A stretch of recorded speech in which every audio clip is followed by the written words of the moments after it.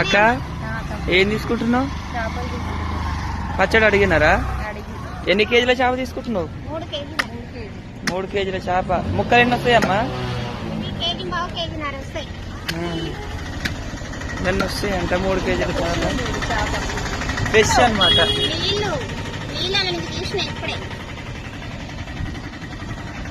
ఏ ఊరు తీసుకుంటున్నావు? గుర్తుపట్టండి.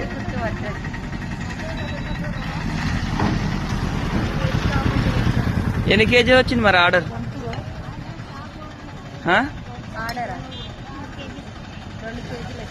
2 కేజీలా?